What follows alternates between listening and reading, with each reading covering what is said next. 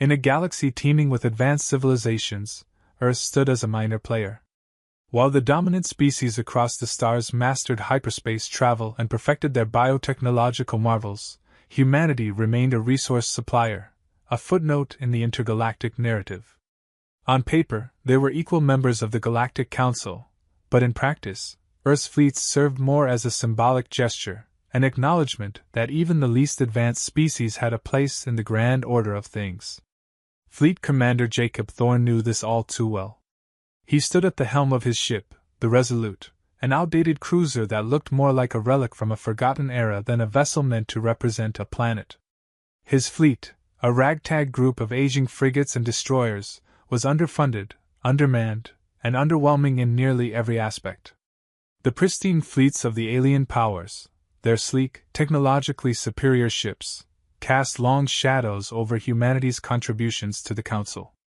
Thorne's orders were clear: stay out of trouble, and show up when asked. Nothing more, nothing less. Thorne's eyes scanned the bridge, and his crew mirrored the state of the fleet, tired, overworked, and teetering on the edge of disillusionment. He could feel their lack of enthusiasm, their yearning for something more meaningful. For them, this wasn't a mission of pride but one of obligation. Diplomatic gestures didn't inspire courage or loyalty, and every day they patrolled the galaxy's fringe territories felt like a reminder of Earth's insignificance. Routine patrol, Thorne muttered, leaning back in his chair as a holographic map displayed their assigned sector. Diplomatic courtesy, he added, with just enough sarcasm to let the bridge officers know how much faith he placed in their so-called duties. Even so, there was no room for rebellion in his tone. He was a soldier, and soldiers followed orders, even when the orders felt hollow. The Galactic Council's requests had become predictable over the years. Small peacekeeping operations, resource escorts, or trade route patrols, nothing Earth's fleet couldn't handle, despite its inadequacies. Their presence was largely ceremonial. After all, the true power lay with the Ashroth, the Vorlax, and the Ellerin, species that had ruled the galaxy for millennia. Earth's fleets, with their outdated technology and untested warriors, were a mere formality to appease the Council's sense of unity. Yet Thorne couldn't shake the growing unease that had crept into his bones over the past few weeks. Something about their most recent briefing had felt different. It wasn't in the words themselves, nothing in the Council's message had suggested an urgent crisis, but rather in the timing and tone. An assignment to the Outer Rim. A sector long considered dormant, devoid of any real activity. The Krelk. That's what the archives had called them, though most believed them extinct. They were a species with biological superiority far beyond that of any galactic power. Hive-mind coordination, regenerative abilities, and a warrior caste that could decimate entire fleets. Stories of their might were centuries old, now dismissed as myth or the exaggerated fears of past generations. But rumors had been circulating, vague reports of strange disturbances on the rim. Thorne wasn't a superstitious man, but neither was he one to ignore signs, however subtle. He turned to his second-in-command, Lieutenant Caswell. "Prep the crew for long-range scans. I want a full report on rim sector activity." Caswell raised an eyebrow, clearly puzzled. "Council said it's routine, Commander. Nothing out there but dust and gas." "Maybe," Thorne replied. "Maybe not." He paused, looking out at the stars beyond the ship's hull. "Something doesn't feel right." As Caswell moved to relay the orders, Thorne felt the weight of responsibility press harder on his shoulders. His instincts, sharpened by years of military service, were telling him they were about to step into something much bigger than routine. Something dangerous. The quiet before the storm rippled through the ship. The Krelk had not been a myth. Their reawakening came like a tidal wave across the outer rim, swift and merciless. Whole armadas from advanced civilizations crumbled under their attack, ships torn apart not by conventional weapons, but by the Krelk's terrifying bioweapons. Organic tendrils ripped through metal hulls, releasing spores that incapacitated crews before the Krelk warriors boarded. The coordinated strikes were devastating. Fleets, once considered invincible, were reduced to drifting wreckage in the void. The Galactic Council, a collection of the galaxy's most powerful species, found itself facing a threat it hadn't anticipated. Panic set in. Desperation hung in the air as reports poured in from every corner of the rim, detailing the horrifying capabilities of the Krelk. Their hive-mind coordination allowed them to act as one unstoppable force, with each victory multiplying their strength. The Council had no strategy, no plan to stop them. And so, in their desperation, they turned to every available member, including Earth. The message to Earth was thinly veiled. A plea for assistance, disguised as an appeal for solidarity, but the undertones were clear. Humanity's fleet would serve as little more than a sacrificial buffer to slow the Krelk's advance. The Council's diplomats, with their patronizing words, painted it as a noble opportunity for Earth to contribute meaningfully to the defense of the galaxy. Behind closed doors, they expected humanity's forces to be nothing more than cannon fodder, a necessary loss in the larger scheme of things. Commander Thorn read the transmission in silence, the Council's flowery language doing little to mask their true intent. They didn't believe in Earth's capabilities. They were sending his fleet to die, to buy time for the stronger species to regroup and plan their defense. He knew this, and so did his crew. "The Council is desperate," Thorn said, his voice level as he addressed his officers. "They need warm bodies, and we're it." There were murmurs around the bridge, some filled with anger, others with resignation. The crew had long grown accustomed to being treated as expendable, but this was different. This wasn't a diplomatic patrol or a minor skirmish. This was a war with an enemy the galaxy hadn't faced in centuries, an enemy that destroyed fleets far more advanced than theirs.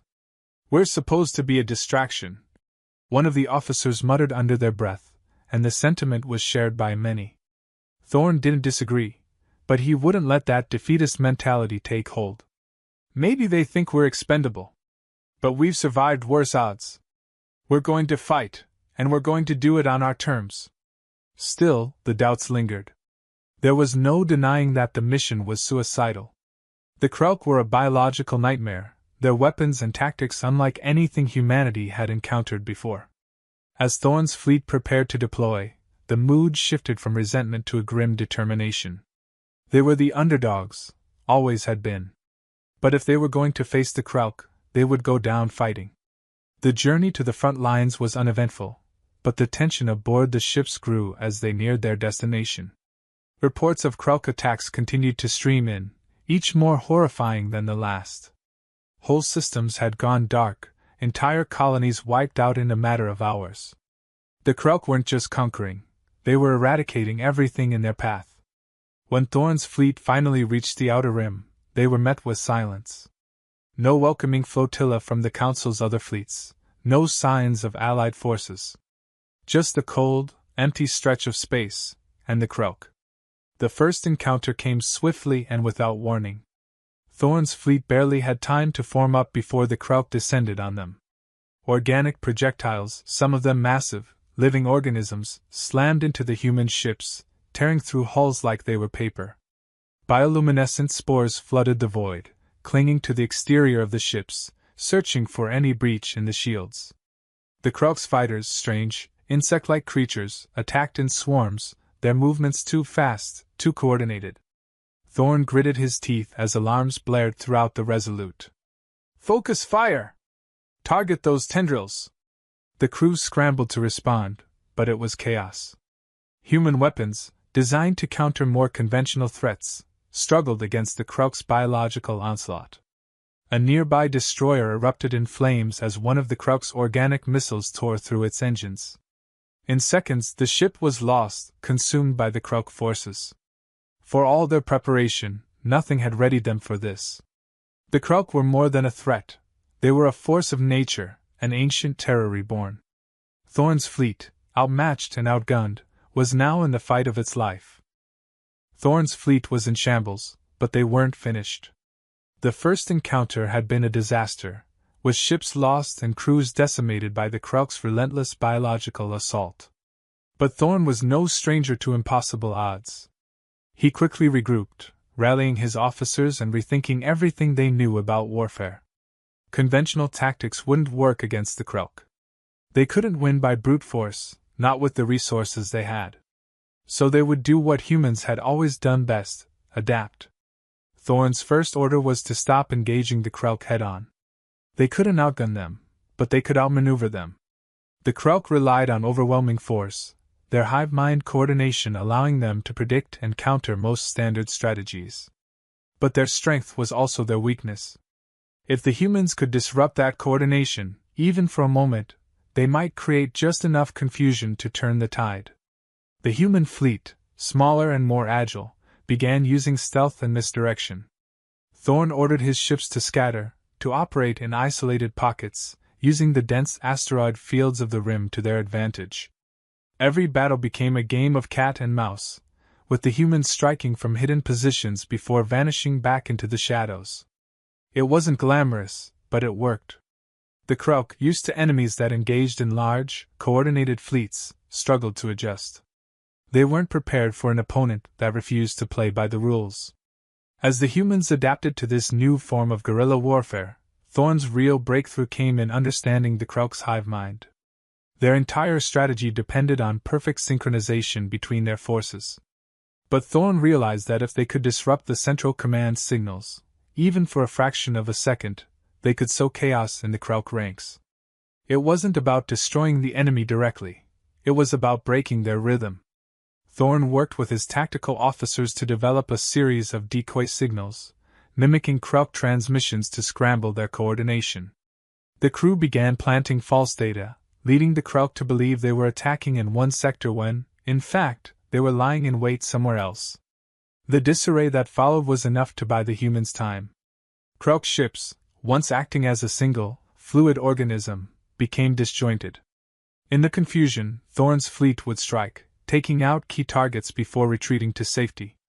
The Krelk were formidable, but they had never faced an enemy like humanity, an enemy that used cunning and unpredictability as weapons. And humanity's greatest advantage, Thorn realized, was its independence.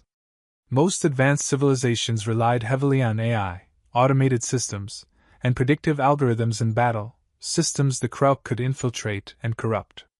But human ships, with their underfunded, outdated technology, ran on intuition and manual control. There were no sophisticated AI systems for the Krelk to exploit. The human fleet, seen as a liability, had become an unexpected asset in this war. The galaxy watched in disbelief. What had started as a foregone conclusion, humanity's inevitable destruction, was slowly shifting. Reports began trickling in, not of Earth's defeat, but of unexpected victories. The weak, human fleet had become a thorn in the side of the Krelk, throwing off their advance with strategic precision. The Council, which had all but written off Earth as a casualty, was forced to reconsider. But not everyone in power appreciated Thorn's success. Political pressures from the Galactic Council began to mount. His unconventional tactics weren't popular among those who had expected him to follow orders and sacrifice his fleet for the greater good. Some accused him of undermining their larger strategy, of acting recklessly. Thorn received curt, thinly veiled warnings from his superiors back on Earth, reminding him that he was not authorized to make independent decisions. But he knew better. The Council's plan wasn't a plan at all. It was a desperate attempt to survive by throwing everything at the Krelk. On one occasion, a high-ranking Council diplomat demanded an explanation for Thorn's unapproved maneuvers. "You were ordered to hold the line, Commander," the diplomat said, his holographic image flickering with barely restrained anger. "Not to engage in reckless guerrilla tactics. Do you understand the consequences of defying the Council's orders?" Thorn kept his tone calm, but there was steel behind his words. "With all due respect, sir, holding the line would have gotten us all killed. If you want results, you'll let us fight this war the way we need to. Otherwise, you'll lose more than just Earth's fleet." The tension between the battlefield and the political arena grew, but Thorn couldn't afford to let it distract him. His fleet was making a difference, no matter what the politicians thought. And as long as they continued to disrupt the Krelk's hive mind and avoid total annihilation, he would keep fighting, on his terms. As the battles raged on, it became clear that humanity had something no other species had, a will to survive, not just through strength, but through adaptation and ingenuity. The rising action of this war was far from over, and Thorn knew the hardest fights were still ahead. But for the first time since the conflict began, hope glimmered on the horizon. Thorn's plan was audacious, the kind that would either win the war or get them all killed. But it was the only chance they had. The Krug's strength lay in their hive-mind coordination, and Thorn had figured out the source, a massive biological node deep within the heart of their fleet. Destroying it would sever the Krug's central command structure, leaving them disorganized and vulnerable. But getting to it was another matter entirely. The fleet was battered, morale hanging by a thread, but the crew knew the stakes. This wasn't just about survival anymore. It was about winning. Thorn gathered his officers in the war room, the tension thick in the air as they pored over tactical displays. The Krug node was heavily defended, with layers of organic shielding and endless waves of fighters patrolling its perimeter. A direct assault would be suicide. Instead, Thorn proposed a two-pronged attack. A small strike team would infiltrate the Krug's defenses while the rest of the fleet created a diversion, drawing the bulk of their forces away. "Once we're in, we hit them hard and fast," Thorn said, his voice steady despite the enormity of the task. "We cut off the head, and the body falls apart." There was no hesitation among the crew. Despite the overwhelming odds, they were committed. They had been underestimated, written off as expendable, but now they were the galaxy's last hope. Every hand moved with purpose as they prepped the ships, loaded munitions, and made the necessary repairs. There was no room for doubt, no time to dwell on the danger. They would succeed, or they would die trying. The infiltration team, handpicked by Thorn, boarded their modified stealth ship. As they approached the Krug's heart, tension built to a fever pitch. The blackness of space was broken only by the eerie glow of the Krug ships surrounding the node, their massive forms pulsating with alien energy. The Krug forces were formidable, but the diversionary attack had done its job, pulling their focus away from the node. Still, the path was treacherous. The ship wove through debris and evaded Krug fighters, using the asteroid field as cover. Each second felt like an eternity, the danger ever present as the strike team inched closer to the node. Inside the ship, the crew worked in silence, their expressions grim but resolute. They knew what awaited them if they were discovered. There would be no escape. But they pressed on, driven by the knowledge that this mission could change everything. As they neared the node, the ship's scanners lit up with life signs. The organic nature of the Krug's defenses became clear. Thorn's team watched as massive tendrils extended from the node, fusing with the Krug ships around it, transmitting orders through their hive mind. This was it, the nerve center of the entire fleet. "Prepare for insertion," Thorn ordered, his voice low but commanding. The strike team donned their exocets, readying themselves for the assault. They breached the node, blasting their way through the outer membrane. Inside, the structure was alive, pulsating with energy as Krug warriors poured in to defend it. The team fought with everything they had, moving through the twisting organic corridors, every step fraught with danger. The fighting was brutal, but Thorn's leadership never wavered. His orders were clear, his focus sharp. Every decision was made with precision, every movement calculated. He was no longer the reluctant commander sent to the rim as a token gesture. He had become the leader his crew needed him to be. They reached the core of the node, a massive, pulsating mass of organic material that controlled the Krug's coordination. It was unlike anything they had ever seen, alive and sentient, protected by layers of biotech armor. With little time and even fewer options, Thorn ordered the team to plant explosives at key points along the core. The countdown began as the Krug closed in. "Detonate on my mark," Thorn commanded, his voice steady despite the chaos. The crew fought off wave after wave of Krug, buying just enough time. And then, the explosives detonated. The shockwave rippled through the entire Krug fleet. The node collapsed in on itself, the destruction sending a pulse through the hive mind. Thorn's team barely made it out, racing to their ship as the entire structure crumbled behind them. The effect on the Krug was immediate and catastrophic. Without the central node, their coordination broke down. Ships that once moved in perfect unison drifted aimlessly, their fighters disorganized and vulnerable. Back aboard the Resolute, the crew watched in awe as the Kruk fleet, once an unstoppable force, fractured and fell into disarray. They had done it. The unthinkable had happened. Humanity had struck a blow against the most terrifying force the galaxy had ever known. The crew erupted in cheers, but Thorn remained composed. His eyes, though weary, burned with the fire of victory. He had transformed over the course of the war, no longer the cynical, reluctant commander, but a leader who had proven his worth in the face of impossible odds. His crew looked to him with newfound respect, their faith in him unshakable. "We're not done yet," Thorn said, his voice firm but tempered with pride. "But we've shown them what we're capable of. And now, we finish the job." The collapse of the Kruk was swift and brutal.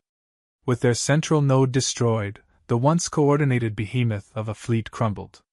Ships that had moved with deadly precision now drifted aimlessly, their hive mind shattered beyond repair. One by one, the Kruk vessels faltered and retreated, unable to muster the unity necessary to continue the fight. The chaos spread through their ranks like a wildfire, and soon what had been an unstoppable juggernaut became a disorganized scattering of isolated ships, each scrambling to escape the human onslaught. The relief aboard Thorn's fleet was palpable. After weeks of brutal conflict, they had won the impossible. The tension that had gripped every heart was released in a flood of celebration. Cheers erupted on the Resolute, echoing through the calm channels. Across the fleet, there were moments of laughter and tears, veterans embracing, officers congratulating their crews, and soldiers finally allowing themselves a moment of joy. The Kruk were beaten, and humanity had not only survived, but emerged victorious. As word of the Kruk's defeat spread, the Galactic Council was forced to acknowledge the impossible. Thorn and his ragtag fleet had achieved what no one thought they could. The initial political reluctance to give credit to a mere human fleet faded quickly in the face of overwhelming evidence. The Council, which had once seen Earth as a backwater planet fit only for menial tasks, now openly recognized humanity's contribution to the war. Diplomatic messages began flooding in, offering praise for Earth's bravery and tactical genius. Thorn's name became a symbol of this shift in perception. Where once humanity had been seen as weak and irrelevant, they were now recognized as cunning survivors, capable of adapting and overcoming where others had failed. The politicians who had doubted him suddenly found themselves eager to align with Earth, knowing that their own survival might one day depend on alliances forged in this battle. Humanity had proven its value, not through raw power, but through intelligence and perseverance. The ripple effects of this victory extended beyond the Kruk. Other species, long confident in their technological superiority, began to reassess their own strategies. The human fleet, once seen as outdated and underfunded, had shown that adaptability and creativity were more important than sheer strength. As the galaxy's great powers realigned themselves, Earth found its place at the table, no longer as a subordinate, but as an equal. Thorn's fleet, once the symbol of humanity's struggle, became the foundation of new alliances and a model for future military tactics. With the immediate danger of the Kruk gone, discussions of cooperation and unity took center stage. Humanity, having risen from obscurity, was no longer a passive participant in the affairs of the galaxy. The seeds of a new era were planted, a future where Earth's role was no longer to serve, but to lead. Diplomats from across the stars sought to understand the tactics that had allowed such a small, underestimated fleet to topple a seemingly unstoppable force. It was clear that Earth, and Thorn in particular, would play a key role in shaping the galaxy's future. As the dust settled, Thorn found a moment to reflect. The war had changed him, stripped away the cynicism that had once clouded his decisions and revealed the leader he was always meant to be. He had faced impossible odds, not just with strategy, but with a belief in his crew and in humanity's ability to rise to any challenge. What had begun as a routine diplomatic mission had turned into a fight for survival, and in that crucible, Thorn had found his purpose. Looking out at the stars, Thorn knew that this was only the beginning. Humanity had proven its worth, but there were greater challenges ahead, new threats, new opportunities, and a galaxy that still didn't fully understand what Earth was capable of. But for the first time, there was hope. Humanity had shown it could adapt, it could fight, and most importantly, it could win. With the future wide open and the galaxy watching, Thorn allowed himself a rare moment of quiet satisfaction. They had come through the fire stronger, smarter, and ready for whatever came next. The galaxy would never look at humanity the same way again, and Thorn was certain of one thing: Earth's story was far from over.